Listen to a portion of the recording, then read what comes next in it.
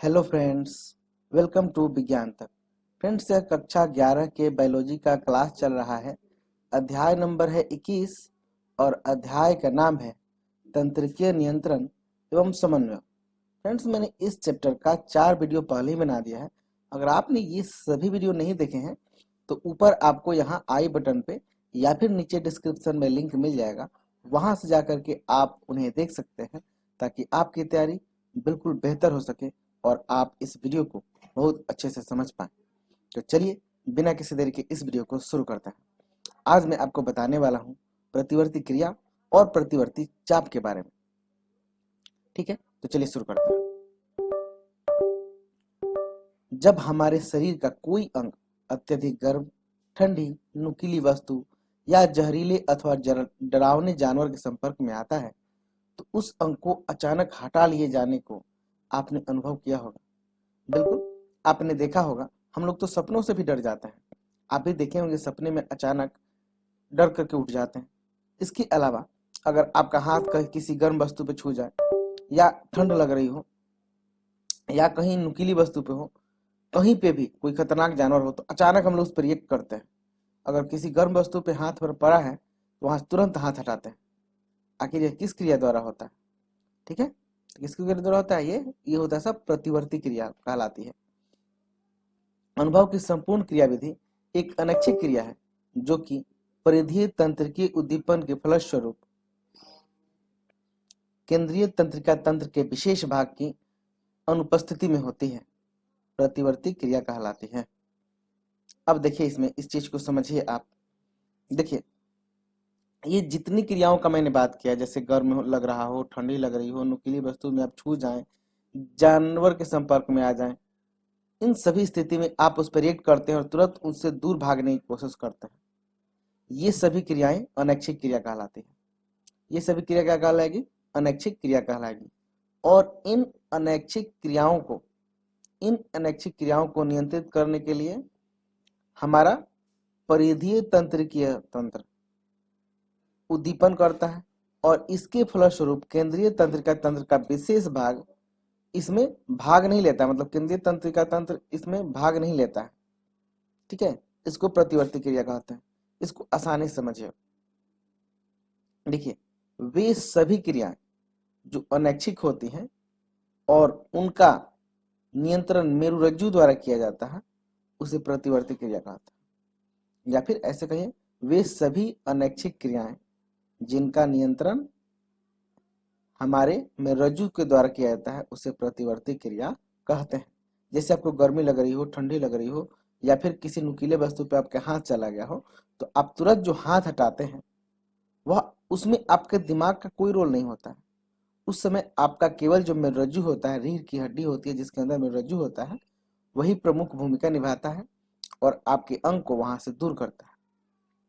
प्रतिवर्ती क्रिया पथ अभिवाही न्यूरॉन और अपवाही न्यूरॉन जो कि निश्चित क्रम में लगे होते हैं से बना होता है। चित्र 21.5। तो देखिए, जो हमारा प्रतिवर्ती क्रिया है वह किससे किससे बना होता है? तो हमारा प्रतिवर्ती क्रिया का जो पथ है वो अभिवाही न्यूरॉन यानी जिसे ग्राही भी कहते हैं तथा अपवाही न्यूरॉन जिसे प्रभावक या उत्तेजक कहते हैं, ये एक निश्चित क्रम में लगे होते हैं, इन्हीं से बना होता है। चलिए पहले इस चित्र को देखते हैं, आप चित्र को देख करके अच्छे समझ पाएंगे। एक सेकेंड। ठीक, यहाँ पे देखिए आप क्या हो रहा था। ये है, देखिए, ये है अभिवाही न्यूरॉन। कलर चेंज कर लेता हूँ। ये है अभिवाही न्यूरॉन। ठीक है, ऐसे जाकर के अभिवाही न्यूरॉन यहाँ तक, और ये जो पूरा संरचना आपको दिख रहा है ऐसे वाला, ये है मेरुरज्जु। ठीक है, क्या है? यह है मेरुरज्जु। ठीक है, तो ये मान लीजिए कि आपके हाथ है, ये पिन है, चाहे कुछ भी है, मान लीजिए कि आपको यहाँ पे महसूस कराया जा रहा हो, कोई पिन है, पिन चुभाया जा रहा हो, तो क्या होगा?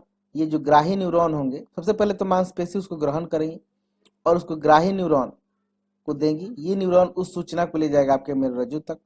मेरुरज्जु तुरंत उस पर एक्शन करेगा और उस हिसाब से निर्देश देगा और वो अपवाही या फिर प्रेरक न्यूरॉन यानी तंत्रिका कोशिका द्वारा उसको भेज देगा फिर से वहीं पे, और उसके बाद तुरंत आपका पैर यहाँ से हटा लिया जाएगा।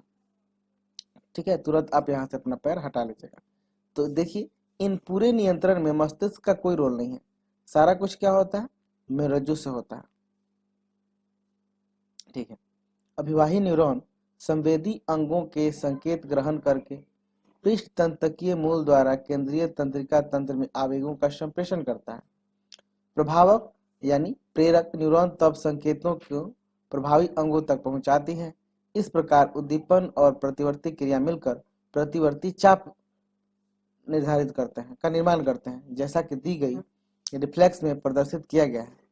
जी जर्क रिफ्लेक्स क्रिया विधि का अध्ययन करने के लिए चित्र इतना पॉइंट इतना को सावधानी से अध्ययन कीजिए। तो मैंने आपको चित्र समझाया ही, एक बार और देखते हैं, पहले समझ लेते हैं पूरा प्रतिवर्ती। चलिए फिगर के माध्यम से ही समझते हैं। तो देखिए, इसी फिगर की बात हो रही है, ये फिगर है, यहाँ पे आप प्रतिवर्ती क्रिया और प्रतिवर्ती चाप को अच्छे से समझ सकते हैं। ठीक है, इसको थोड़ा सा मोटा कर देता हूँ। ठीक है, देखिए ये वाला पूरा आपका हिस्सा है मेरुरज्जु। ठीक है, ये है मेरुरज्जु, इसमें धूसर पदार्थ भरा रहता है अंदर, और यहाँ से कोई उद्दीपन हो, उद्दीपन मतलब आपकी चींटी काट सकती है, कोई मारे वहां पे, या फिर पीन से चिभोया जाए, तो उद्दीपन हुआ। उद्दीपन होने से अगर यहाँ पे उद्दीपन करते हैं तो क्या होता है, यहाँ जो मांसपेशियां होती है, मांसपेशियों में जो न्यूरॉन्स होते हैं वो उसको ग्रहण कर लेते हैं। तो देखिए ये न्यूरॉन ने इसको ग्रहण कर लिया, इसलिए इसको दिया है मांसपेशी ग्राही, यानी मांसपेशी ने उसको ग्रहण करके न्यूरॉन को दे दिया, यानी न्यूरॉन माने तंत्रिका कोशिका। और ये जो तंत्रिका कोशिका है उसको उस आवेग को लेकर के जाएगी, कहाँ तक ले जाएगी, मेरुरज्जु तक। देखिए मेरुरज्जु तक आ गया, इसी को कहते हैं अभिवाही पथ। ठीक है, मेरुरज्जु तक आ गया। अब मेरुरज्जु उस पर तुरंत निर्देश देगा आपके अंग को, जिस अंग पे उद्दीपन हुआ था। तो देखिए अब ये रेड वाला लाइन दिखा रहा है, इसने आदेश दिया और ये रेड वाला लाइन ऐसे जाएगा, फिर मांसपेशी तक सूचना पहुंचाएगा कि भाई पैर को हटा लेना है। ये तुरंत क्या होगा कि यहाँ मांसपेशी जाएंगे और मांसपेशी के द्वारा ये पैर को यहाँ से हटा लिया जाएगा। तो ये पूरा उद्दीपन और उस पर प्रेरक यानी एक्शन और रिएक्शन, इसको और फिर नीचे ये दोनों जा रहा है, दोनों को मिलाकर के प्रतिवर्ती चाप कहते हैं। ठीक है, दोनों को मिलाकर क्या कहते हैं, प्रतिवर्ती चाप कहते हैं। देखिए जैसे यहाँ पे इस प्रकार यहाँ पे समराइज भी किया गया है कि प्रभावक यानी प्रेरक न्यूरॉन तब संकेतों को प्रभावी अंगों तक पहुंचाती है। इस प्रकार उद्दीपन और प्रतिवर्ती क्रिया मिलकर प्रतिवर्ती चाप का निर्माण करते हैं। देखिए कौन कौन, उद्दीपन, यहाँ पे उद्दीपन एवं प्रतिवर्ती क्रिया, उद्दीपन एवं प्रतिवर्ती क्रिया मिलकर के प्रतिवर्ती चाप का निर्माण करते हैं। यानी जब उद्दीपन शुरू हुआ वो मेरुरज्जु तक पहुंचा, मेरुरज्जु ने उस पर क्या किया, प्रतिक्रिया किया, तो इन दोनों को मिलाकर के उसको कहेंगे प्रतिवर्ती चाप। यहाँ से याद कर सकते हैं, उद्दीपन एवं प्रतिवर्ती क्रिया मिलकर प्रतिवर्ती चाप का निर्माण करते हैं, और उसको फिगर से मैंने आपको समझाया है, यही वाला जो फिगर था। चलिए अब आगे जानते हैं। अगला टॉपिक है संदेशिक अभिग्रहण एवं संसाधन। ठीक है, तो चलिए जानते हैं इसके बारे में। क्या आपने कभी सोचा है आपको वातावरण के परिवर्तन की पहचान किस प्रकार होती है? आप किस प्रकार की वस्तु एवं उसके रंग को देख पाते हैं? कैसे आप ध्वनि को सुनते हैं? आपने अवश्य ही सोचा होगा, और आपके पास कुछ न कुछ इसका आंसर जरूर होगा, क्योंकि आप मुझे दे नहीं सकते हैं। फिर भी आप अपने मन में सोचिए कि आपने क्या सोचा है कि आपको जो वातावरण में परिवर्तन होता है, वातावरण में परिवर्तन होता है वह किसके कारण होती है? कैसे पहचान करते हैं आप परिवर्तन की पहचान कैसे करते हैं कि वातावरण बदल गया है?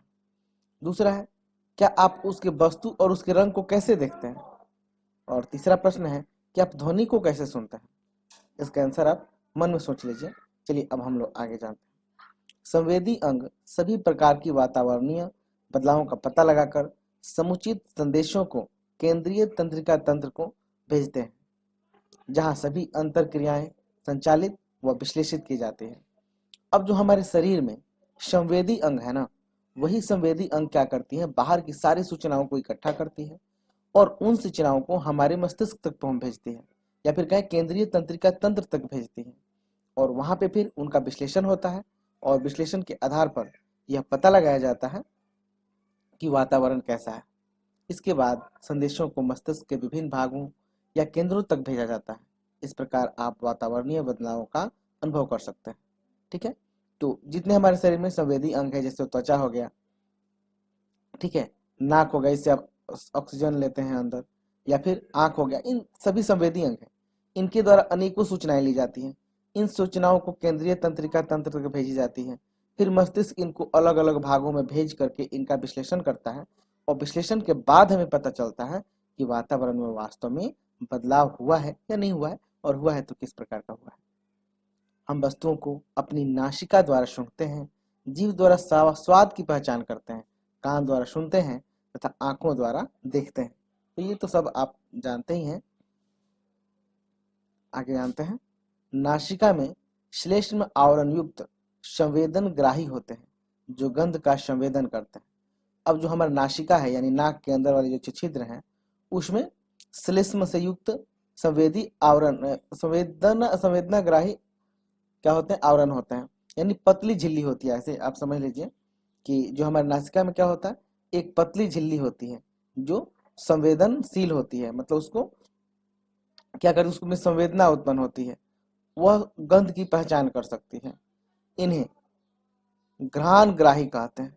तो नासिका के अंदर जो एक पतली झिल्ली होती है उसी को कहते हैं घ्राण ग्राही, और घ्राण ग्राही द्वारा ही हम लोग गंधों को सूंघ पाते हैं। ये घ्राण उपकला से बने होते हैं जिनमें 3 प्रकार की कोशिकाएं होती हैं। देखिए, जो घ्राण ग्राही होते हैं वो घ्राण उपकला से बने होते हैं। ठीक है, किससे, घ्राण उपकला से बने होते हैं। और घ्राण उपकला में 3 प्रकार की कोशिकाएं होती है। घ्राण उपकला की तंत्रिका कोशिकाएं न्यूरॉन बाह्य वातावरण से सीधे एक जोड़ी सेम के आकार के अंग में विस्तारित रहती है। इन्हें घ्राण वाल्व कहते हैं। घ्राण वाल्व मस्तिष्क के पदाभार तंत्र का विस्तारण है।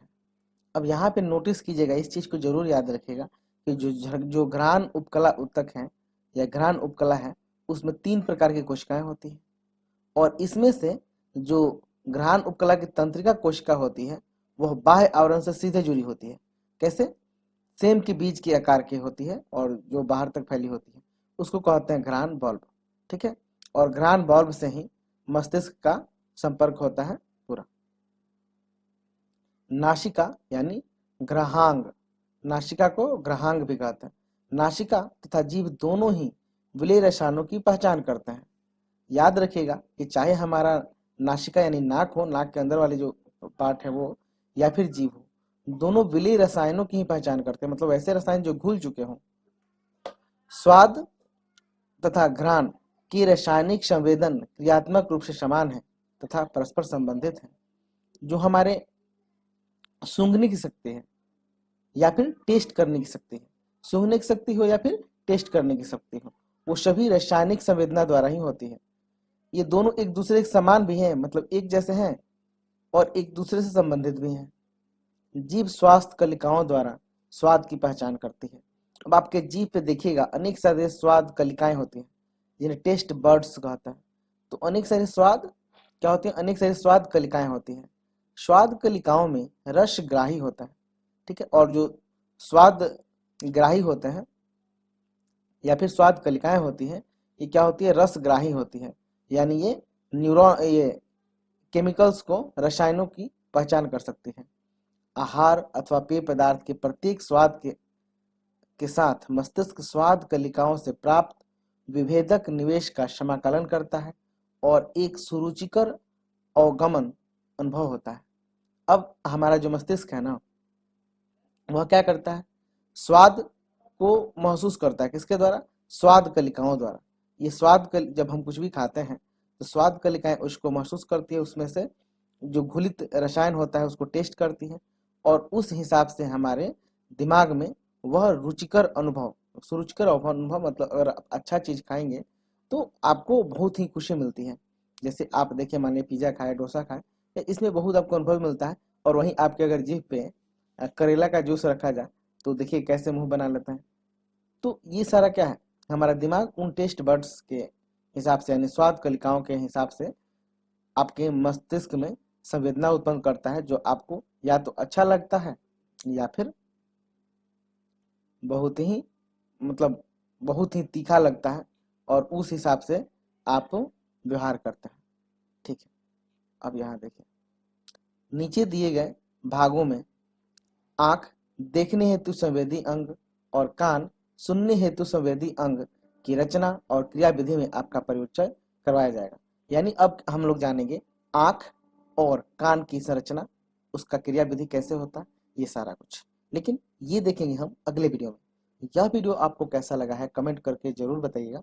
अच्छा लगा है तो लाइक कीजिएगा, अपने फ्रेंड्स के साथ शेयर कीजिएगा। कोई शिकायत या सुझाव हो उसे भी कमेंट बॉक्स में लिख सकते हैं। यह वीडियो देखने के लिए आपका बहुत बहुत धन्यवाद। बाय।